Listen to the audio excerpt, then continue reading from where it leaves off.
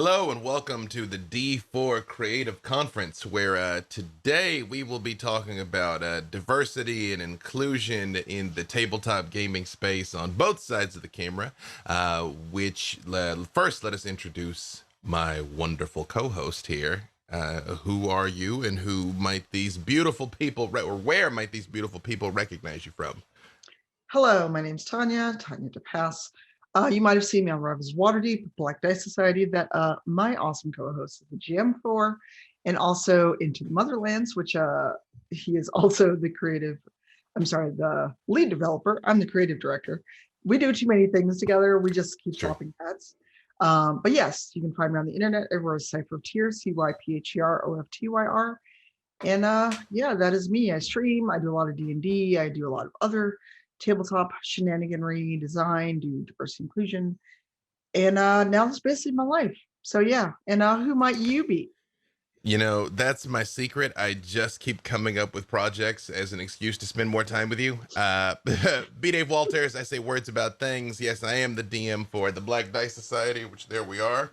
And you can find me wherever fine streaming content can be located, pretty much 7 days a week. I'm also a writer. I wrote the Dungeons and Dragons: The Dark and Wish official comic book series, the Electropunk graphic novel. I also write for film and television. So along with the projects that Tanya listed, I'm kind of a full-time creative. So in that, I guess I'm kind of living the dream. And we were invited to come here today to talk with you all about several things, but I figured this would be a good opportunity for Tanya and I just kind of talk, and you guys to get an idea what it is for us on the other side of it. As one, people that have successfully broken into the industry and established a presence there and are able to make a living at it, but also as people of color and representatives of various marginalized groups here in this space. I know for me in particular, my career exists as it is in no small part to my very vocal criticism of WotC about Chult when Tomb of Annihilation came out. That it wasn't that it was just sort of a tone deaf portrayal of the people of color in a fantasy world. And to WotC's eternal credit, they listened. Greg Tito in particular, shout out to our homie Greg Tito, I will represent for him forever. Realized that when they made some of their design choices, they didn't have different kinds of people involved in the process, and realized they probably should. And I know I've been involved in things since then. I know you've been involved in things since then. Which has been a wonderful opportunity to get to contribute to Dungeons and Dragons, which is something I've loved so much for so long. So, Yeah, for me, I'm trying to remember how I exactly got roped back into D&D, and actually it's Greg Tito's fault. So Greg Tito, this happening is all your fault, sir, but in the best ways. But Greg had been following me on Twitter and the work I do with I Need Diverse Games, which is my not-for-profit organization. And he invited me to come on Dragon Talk. And funny story, I did not realize Dragon Talk was the official D&D podcast until about an hour before I went on the first episode. And we got to talking, I visited, and we talked about why I kind of fell away from D&D. And this was shortly after 5th edition was coming out. And we talked through it. And then when I saw the iconic human was a Black woman, dark skin, in proper armor, I was like, okay, you got me. I'll come back. It's like that. Okay, we got you once. Let's give you a little bit more. And came back, and then later on, Greg came through and said, hey, we're trying to put together a show in Chicago. Are you interested? And also, do you know people? And that's how Rivals of Waterdeep got started. He had some folks to reach out to. I reached out to some folks, and then Rivals of Waterdeep. They're still their only all PLC show that's about to enter its 10th season. Was born. Yeah. Side note, the day I met you was at Stream of Many Eyes in 2018 when you all were there for your first Rivals of Waterdeep show, which I didn't know at the time was the first time a lot of the cast also met each other that day for the first time. And it also had first time playing D&D ever. Wow. Wow. Yep. Can I ask, and it's fine if you don't want to go into it, zone of safety. I think you guys are going to find too, we live in this bizarre NDA world where we constantly can't talk about things so much. So there's been times we've been on the same project and didn't know because we couldn't talk about it. But can I ask what it was that made you sort of disconnect from D&D ahead of this? Because you said this is how you came back, but Mhm. what is it that made you drift away in the first place? A lot of factors, most of which was there weren't a lot of people like us playing D&D that I could hang out with. And as you know, trying to get a regular game together, even back then, pre-internet, because we're both pre-internet years old. And we didn't have beepers and pagers when we were teenagers. Mhm. So even just trying to communicate and get a game together consistently was hard. But also it got to a point where some of my friends, for those who don't know, I went to an all black high school in Chicago, and we went through the usual. Oh, that's for nerdy white kids. That's not something we do, Mhm. and all that rigmarole about that's not something we do. And why do you want to play this? You try to be white, yada yada. So it was Mhm. hard to find other black people pre-internet to play D&D with or anything else. And my groups kind of I don't want to say out groups. That sounds like pretentious, but I was a little older, or they wanted way more time than I could realistically give because I was an adult college student with a full-time job. I'm like, okay, I don't know about y'all, but I can't read a 50-page PDF before every session. I still can't read a 50-page PDF before every session. It's true. And it just got to be a point of also just as the internet became a thing and I got to meet more people, there was still a pervasive idea that we didn't belong, that Mhm. people like us did not play, we didn't belong, we weren't part of this culture. And Mhm. after a while, I'm like, you know what? I'm gonna take my little D4s, I'm gonna take my dice, and I'm gonna go hang out with people and not be online with it. And eventually just fell out of it after a very long, like 3.5 real time campaign of 3.5. And our characters got to level 20. We were basically gods. And after that game ended, and again, I was the only person of color, but these were people I liked and trusted. So after that really long campaign, I just kind of fell away from it because I was like, I want to experience with other black people, other brown folks, and just still couldn't find any. It's I reached down for this because I mean this is how far back I Yep, go. yep, You got the yep, purple dice bag. You hmm know what's up. yep. Um, Oh, I'm which is sure I got one of those around here somewhere. you just moved. I know a lot of your stuff's packed up. It just mine so Hmm. happens it's right there within arm's reach for whenever I need it. Yeah, it's funny. 'Cause where I come from, I'm from the South. I'm from Little Rock, Arkansas, and same thing. It's white people stuff. That's what it was called. Hmm. That not just D&D, but a lot of geek culture was filed under that. Except for like, I think Wolverine was the one true crossover. Like it was cool for anybody to love Wolverine. Besides Yeah. that, the rest of it though, Hmm. maybe not so much. It was checkered. Yeah, and I think that's the both as a person that plays these games and also as a content creator and a storyteller. To me, that is the real power of diversity and inclusion.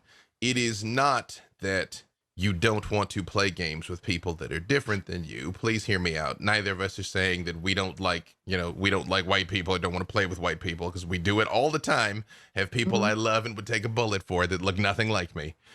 But everyone needs to see themselves reflected in the media. You Hmm. need to see yourself reflected is both hero and villain, to have something to aspire towards and to have something to aspire away from, to see where you can get lost in this as well.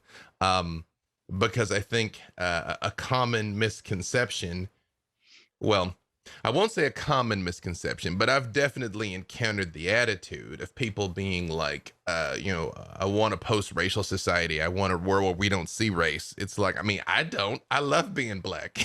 Right? you Like, know? Yeah. this brown skin, it's all I got. Yeah, man. Yeah. And everybody needs to be proud of who they are and where they come from while we both celebrate our similarities and celebrate our differences and see that reflected in the media. Yeah. And it's interesting now, especially where you get the people who go, I mean, we both seen it, we both experienced it online and at the table with the whole, it's either why you got to make your character black? Why are you bringing race into it? It's like, Hmm. because I can't turn this off. Or they want to do weird things like, oh, I don't know if you remember when somebody wanted to try to actually make an official slave driver class. Yep, I And I was remember. like, um, you know how you just look at that and you go, let me check the date, make sure that we're in modern times. Hmm. Or they want to do things like, oh, well, your character's black. If you decide you're black and an elf, you have to be a drow. Or Right. if you say your character's black, well, they can't be nobility. It's like, well, why not? Yeah. And it's like, Yeah. I'm educated just like you. Yep. Yep. Yeah. That's you get a lot of that the preconceived notions of things and the unconscious biases that people have that I know I have very much campaigned against the idea that any correlation between race and morality is problematic. That Mhm. you are bad because you were born a drow. You are good because you're born a high elf. That's a problem because almost always those distinctions, the people that are born bad almost always have dark skin. The orcs, the goblins, the drow, like whatever. The brown and black people are Mhm. born bad, and the fair people are born good, and that's a problem. And I get that it's an inheritance of earlier editions of D&D, which inherited it from Tolkien, which inherited it from Finnish mythology. Like I know where it came from, but in the year 2021, we don't have to do that anymore. You Right.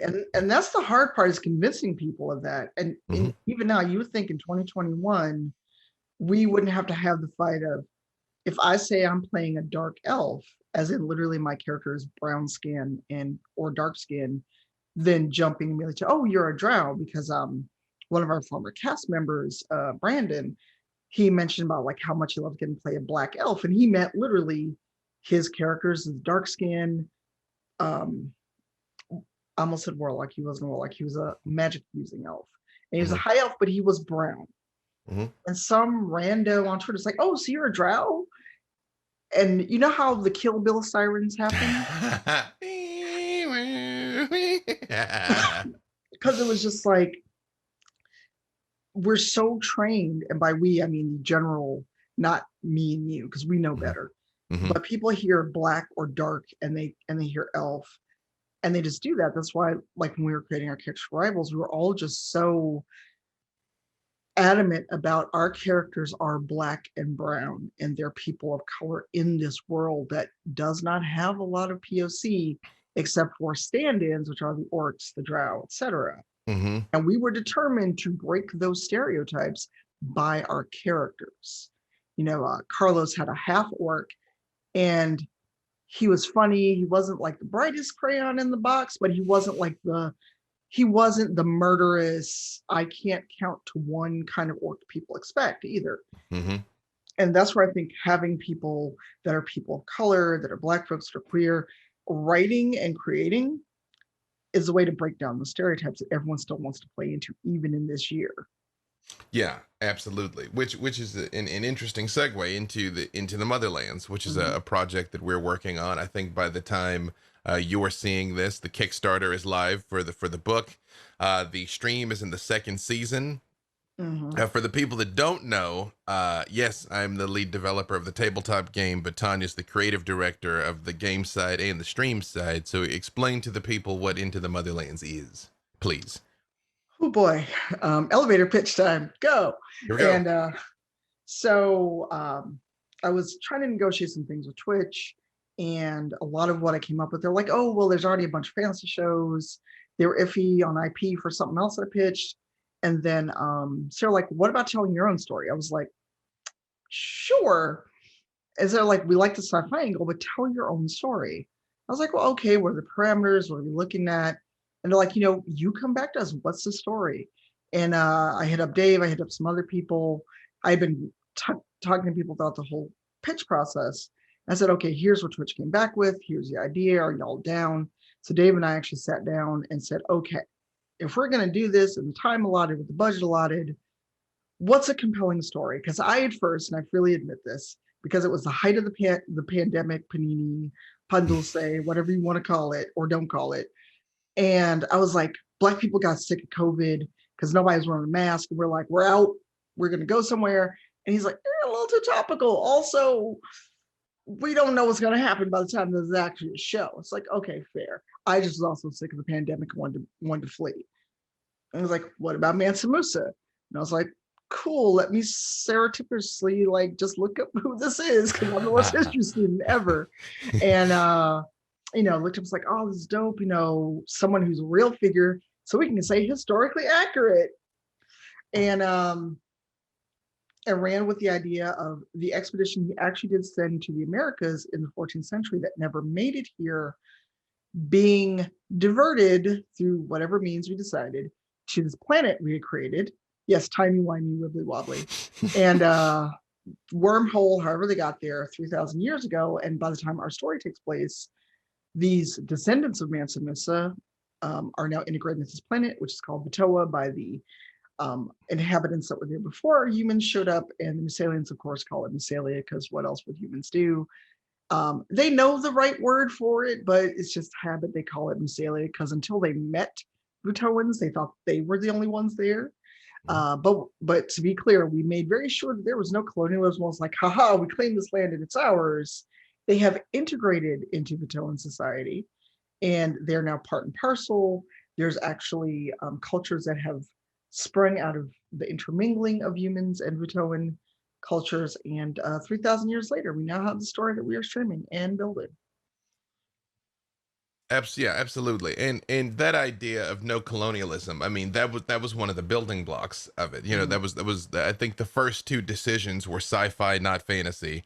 How do we tell a story with no colonialism or slavery?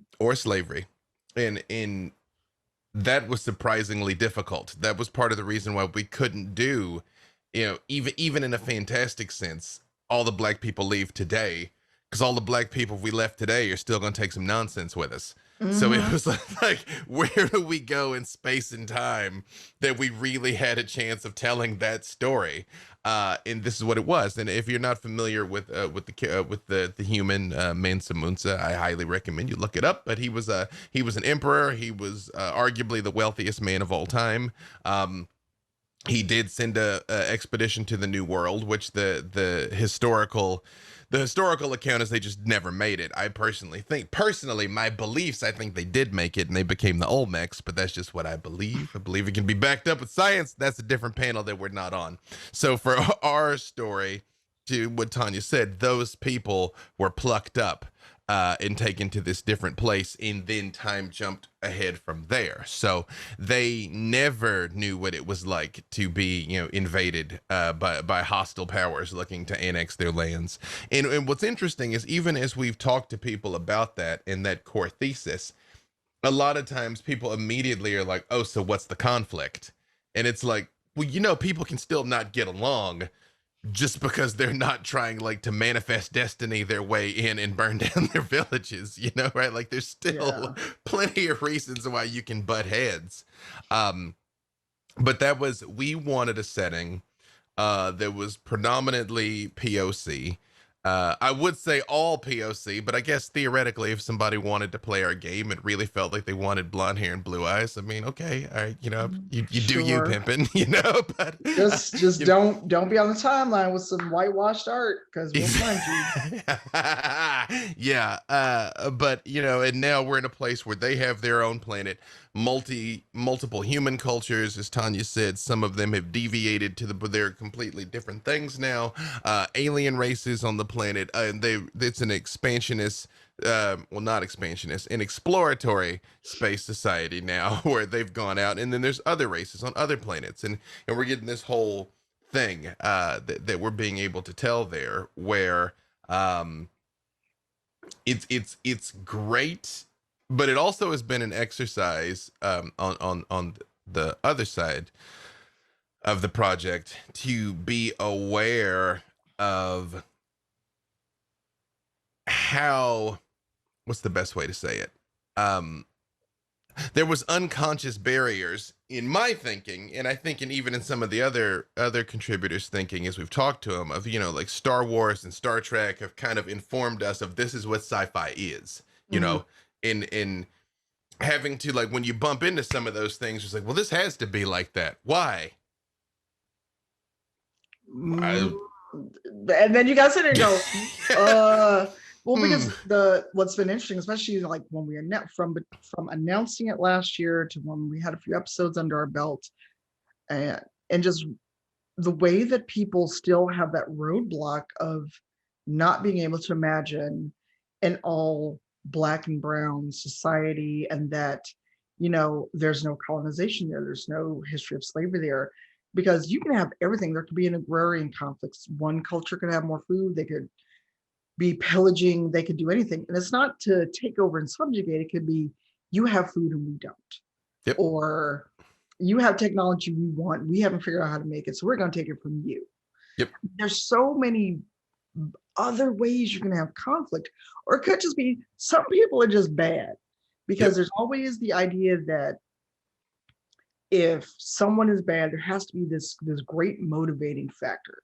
And we also want to shy away from someone's mentally ill, therefore they're bad, or Yep. they're queer coded. It's like, no, if they're queer, they can go date whoever they want to date, Yep. and they're queer, but it's not the source of them being a villain or an antagonist. Because Yep. how many movies and things have we seen where that's really the MO, or they combine both. It's like, oh, I discovered that I'm queer and this messes me up and now I'm a villain. Yep. So we're trying to get away from all the tropes that so many of us have had to deal with at the table in writing, and it's in the back of our heads. I Yep. I did this unconsciously with my own D&D character on Rivals. Yep. I did kill all your gays, and it just was there, and I didn't even think about it until I had that moment Yep. during an episode of the show, and I was like, oh, I made her real unhappy, and I killed off her wife. Why did I do this? She could have been a happy paladin, and I screwed that up. Yep. But even in interviews, just people just, it's like that you could just see, how we always joke about, you can see the light bulb, but you can hear the gears. Mm-hmm. Cause see that during a lot of interviews where it's Mm-hmm. like, what do you mean there's no colonization? What do you mean it's Mm-hmm. it's culture, not race, and Mm-hmm. profession, not class? Mm-hmm. So it's been an interesting trying to like get people to wrap their mind around these changes, Mm-hmm. because I just feel like a lot of people who know RPGs are so tuned into D&D terminology, Pathfinder terminology, that they Mm-hmm. have a real hard time getting away from it. And this was all conscious choices we made from the beginning, from a game design standpoint, Mhm. that there is no attribute system. There is a skill system and a morality system. The things that define your character are what are they capable of doing and what's important to them.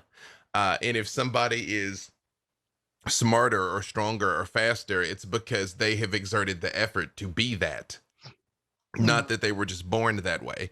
And we still came up with some core tenets of the cultures of what separates them, because I think you kind of have to, because otherwise you're like, so this is this tapestry of people. But the Hyanol, the kind of character that Tanya plays in the stream, the Mhm. natives of Vatoa, they are a hyenid race. They look like hyena people, these like massive predatory things. We intentionally made them the scholars, that you look at them and you're like, oh, those are the beast people, and it's like, they're not though. Yeah, and it's like, oh, just trying to like invert those um preconceived notions to begin with. But then you almost took it and twisted it again, that in the character that you made for the stream is from this philosopher race, and she consciously chose to be the warrior, so she's like the inversion of the inversion, and then even her own people are like, wait, what? Right. Well, Yeah. and that was on purpose, but it's like, Yeah. again, she didn't go from screw studying. She's smart. She's got several degrees from several Vuitton universities, and Yep. she's an engineer. She knows how to fix things, but she didn't want that to be solely her life. She wanted to get out from under the thumb of what everyone expected, because she wanted to show that you can fight but also be smart. Because there's also that jock mentality of, well, if you're a jock, you can't be smart. Mm-hmm. So she's a fighter, but she's just as smart as any other Hyeno. And maybe more so because she's had to fight so often to get everyone to believe in her. And granted, her parents do, unlike other characters I play, she's got a happy family life. But now, at least with the season, we've got the introduction of Abria Iyengar's character, who is a very traditional Hyeno and is smart and just can't fathom you're Hyanol. Why do you want to fight? Why do you have a sword? Why aren't you in university? So it's been an interesting intercultural clash within a culture that we made up. Mm-hmm. Mm-hmm. Well, but that's how you in art, that's how you get to say something. That's Mm, how these two fictitious hyena people from a fictitious culture on a fictitious planet can still say something that is very much true about ours. mm-hmm. you know and that's the strength in the beauty of it.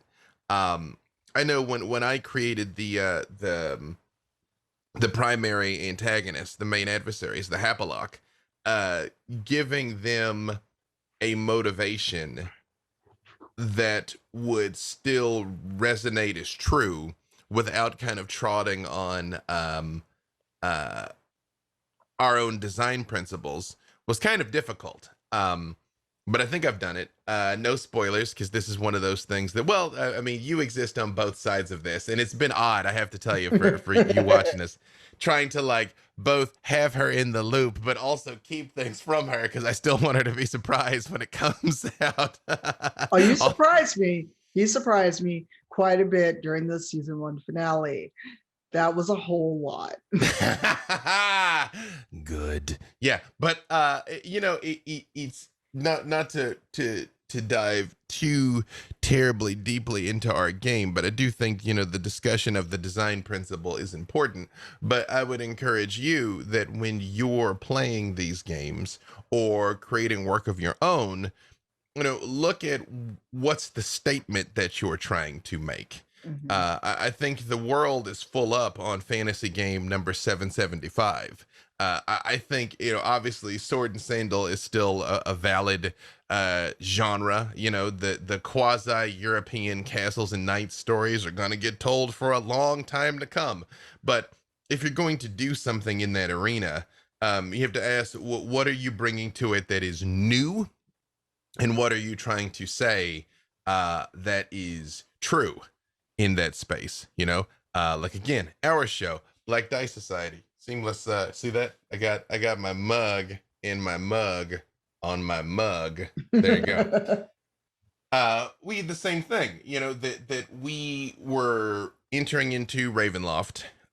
We're doing an official Ravenloft campaign, which is a horror themed campaign of multiple flavors. I mean, I think the big overarching premise is gothic horror, but there's going to be lots of different sub experiences in there, and working with each person to find how they wanted to express themselves in this world, um in how they were going to fit in, was something we did from the beginning. The same thing when DJ's character, when describing his character, and he wanted to play a human male and a person of color. I right then was like, I'm making y'all royalty. you know, like that was my choice, not his. Oh, But interesting. oh yeah. But I was like, I'm gonna give it to you from episode one. Because I think, again, a lot of people are unconscious in their biases. I think very few people sit back and say to themselves out loud, "Oh, black people can't be in charge." To quote a different Mm, thing. Well, I mean, I guess I'm sure there's some people got heated with the Dragon Prince when that came out on Netflix. Um, but it's but I do think a lot of it is unconscious. That's just not the face you expect to see. So yeah. yeah, that's what's I like it. mean, Well, go ahead. Yeah.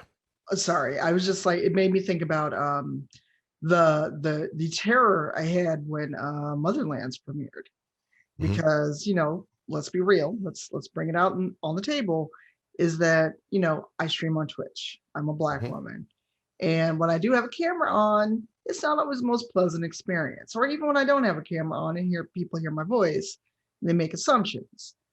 And I'm like, we're about to be a whole roster of black and brown folks, prime time, front page for 12 weeks. This could get ugly.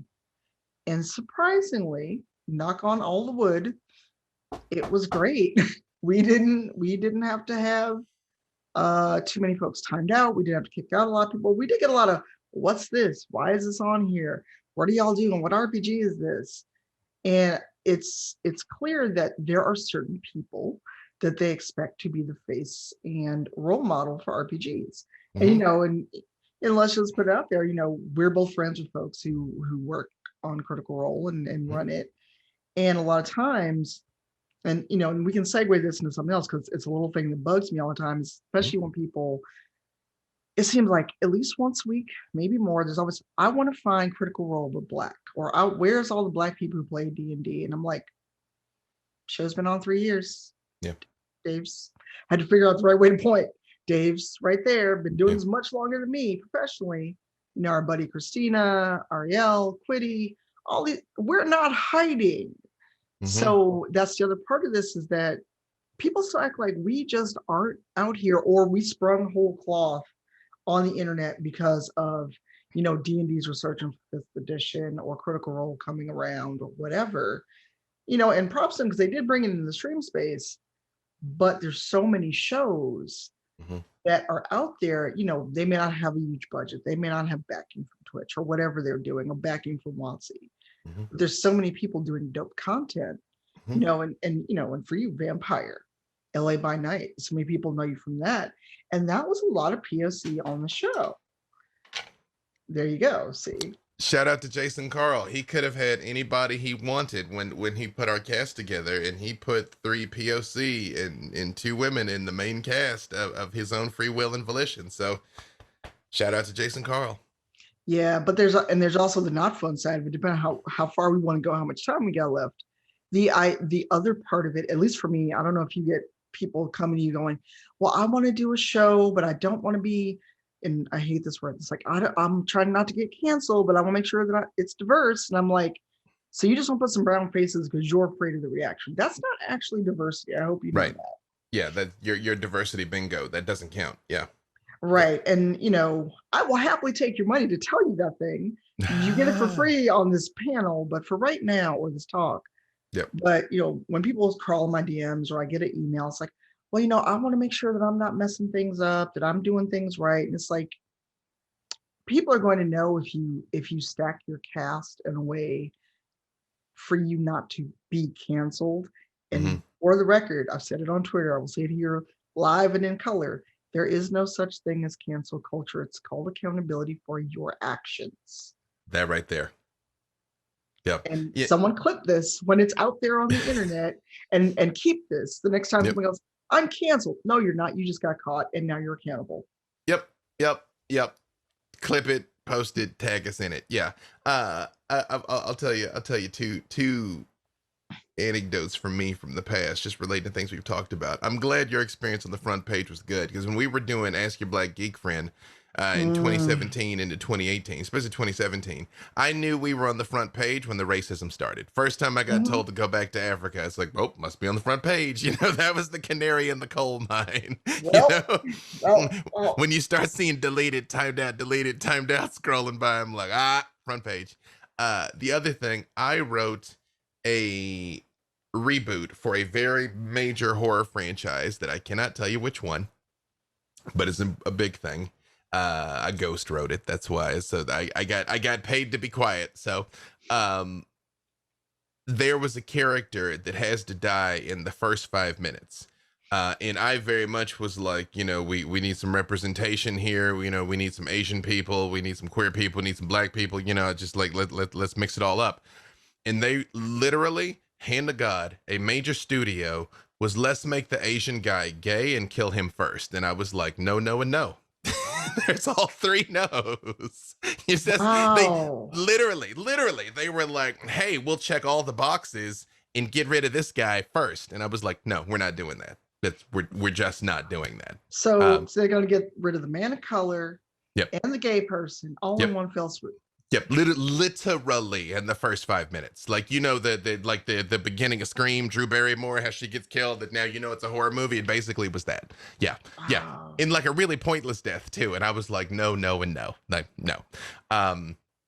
So we still got work to do, y'all, because that happened last year in the midst of the pandemic. That happened. Wow. I thought you were going to say it was like 5 years ago. Nah, man, that wasn't even 1 year. It's a little over 1 year ago. Yeah, like almost to the day. yeah, it's we are nearing the end of this. So let me say a bit more leaning towards ending on a happy note. I think it is a great time for geek creators, period. It's a great time to be a geek, period. It is also a great time to be a creator of historically underrepresented minority group, or maybe member of multiple historically underrepresented minority groups, because we're all getting to tell our own stories now. Mhm. Not in the past, 10 years ago on the low end, 20 years ago on the high end, all of entertainment was controlled by about 50 to 75 people. And I don't mean that in some conspiratorial way. I mean, literally, if you didn't get a rub from this director or this producer or this casting agent didn't pick you, like, your thing wasn't going to happen. You weren't going to Mhm. be on TV. You weren't going to be in movies. You weren't going to be, a musician. Like, it just wasn't going to happen. That's not true anymore. Those barriers are largely erased. The challenge now is being heard over the noise, because no Mhm. one is stopping you from creating your thing and putting it out to the world, but nobody's stopping anybody else from creating their thing and putting it out into the world too. So you have to find the thing that is going to stand out. And I will say, if you're not familiar with a concept known as a thousand loyal fans, you can Google it, 1,000 loyal fans. But the concept essentially is, you don't need millions and millions of people to love you and what you do. You need about 1,000 people that will buy whatever you put out, and you Mhm. can build a career off of that, and sustain yourself. So it can be done. The two of us are living proof that it can be done. If it takes effort, but it is possible. So, if you got a story that you want to tell, something you want to create, something you want to see in the world, and you're not seeing it, make it. So, Yeah, and to continue on the happy note, I just want to, talk about quickly how refreshing it is to be on an all POC crew. mhm, Because I mean, I'm sure we've both been on gigs. We've done things where it's like you're the only one or one of a few. mhm, And as Langston Hughes says, you got to wear the mask. mhm, Sometimes you got to code switch just to keep a paycheck. mhm. And you're like, I need this job. I need this job. Like in a chorus line, dear God, I really need this job. And you gotta swallow that bitter pill. And that's what I think people also don't understand, is that there's always a, why didn't you say nothing? You're the black person on this project. You paying my bills, you paying my rent. But to be with a group of creative people that I frankly adore, and I'm very, I hate saying lucky, but in this case, I think it's true Mhm. that they said yes, that we get to collaborate, that we get to create this world in terms of motherlands, and also sit every week, with you at the helm with Black Dice Society. Because again, a lot of POC on that group too. And oh hush. This is where we end by gassing each other up, because Dave won't let me talk bad about myself, so I'll let him talk bad about himself. It's But true. also, every Sunday getting to roll in with Rivals of Waterdeep, and that has been nourishing. And I don't mean it in that weird hinky, not hinky, that's not the right word. In that like hoodoo, very woo kind of way, like, oh, my spirit is nourished. But it's refreshing, and Mhm, it also is empowering, because now I can go, I'm a creative director of my own project. So what you paying me when you want me to come to your project? mhm. So, and I can also hire and pay other people. And that's where a lot of the joy comes from, because it's not just, oh, I get to create and make this world. I get to empower other people, and not in a look at me, I'm super special, but in a, oh, I like what you do, you're dope, come work with me. Oh, by the way, here's money for doing this, and fair money. Because let's be real, a lot of us don't get paid fairly for what we do, especially when you're brown. Mhm. We mentioned Greg Tito and Jason Carl and having and Brennan Lee Mulligan. Shout out to my homie Yeah. Brennan Lee Mulligan at Dimension 20. Of taking, because I met Brennan in the context of, he was trying to tell a fantasy story set in New York, and he wanted to make sure that he was being respectful in his portrayal of like goblins and orcs and inner city culture. That was how I met him. So he got Mm. referred to me to talk.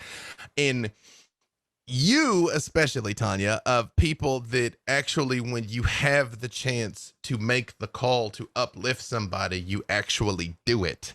You know, that rivals exist, that the motherlands exist, that you have taken your own access and platform and used it as an opportunity, and with I Need Diverse Games, to actually walk the talk. You know, because plenty of people put up the black square last year, man, and that was kind of the extent Hmm. of it, you know. So it's when you have an opportunity to actually meaningfully impact someone else, um try to do it, you know. Try and walk your talk. It pays off. It pays off. So Yeah, because I mean, I actually I think I met Brennan at the same Shoe Many Eyes, and I wouldn't know Matt Mercer if not for you because I was too much of a chicken to go talk to Matt. it's true. I did walk you right up to him, you know. That's Yep. because as y'all know, I'm fearless. uh However, I think, believe it or not, that's about our time. You know, this would be the point in the room that the person in the back would be holding up the end card. Like, we ignored the 5 minutes left. We just, when they give you the red end card. Yep. Again, real quick, Tanya, where can people find you? You can find me all over the internet as Cypher of Tears, CYPHEROFTYR, and Wednesdays at my Twitch channel for Into the Motherland Season 2. Thursdays on WotC's YouTube for Black Dice Society, and starting May 16th, come back to Rivals of Waterdeep on Twitch. And our 10th season is starting May 16th, and that means our final episode, not of the show, of the season, will be our 100th episode. Did you ever think that you would be in a place where you were not only on on a prominent POC project, but three of them every week? Oh, absolutely not. I mean, I've been doing this work since late 2014, and I never would, if I'd even found myself 8 years ago and told myself this, something like, yeah, okay, sure, you watch too many sci-fi movies, go home, wherever you came from. It's Because, true. a quick thing, and they may edit this out, I don't know. But there was that whole thing about, if you don't do stuff by your 20s and your life is wasted. Not true. I started all this work when I was in my 40s. So there's Oh hope yeah. for everybody. Oh yeah. I was 39 when Ask Your Black Geek Friend hit. Yeah, trust me. You got time. Just work hard. Work hard and be nice to people, and things will happen. Don't let anybody tell you different. Yeah. Dave, B who Dave are you? Walters. Oh, sorry, I interrupted you. No, I'm just like, who are you? Where can we find you? I'm doing my outro. Yeah, to me, B Dave Walters. You can find me all over the internet, wherever fine streaming content can be located, almost 7 days a week. Again, most significantly on Dungeons and Dragons YouTube and Twitch for the Black Dice Society, Thursdays at 4. Our Into the Motherlands Kickstarter should be going now. Hopefully, you can easily find the link as people are talking about it all over the internet. But if not, go to Kickstarter, look up Into the Motherlands, support us if you can. We would appreciate it. And with that, thank you to the D4 Creative Conference for having us, and I hope you enjoy the rest of your weekend. All right. Bye, y'all. Later. All right. I am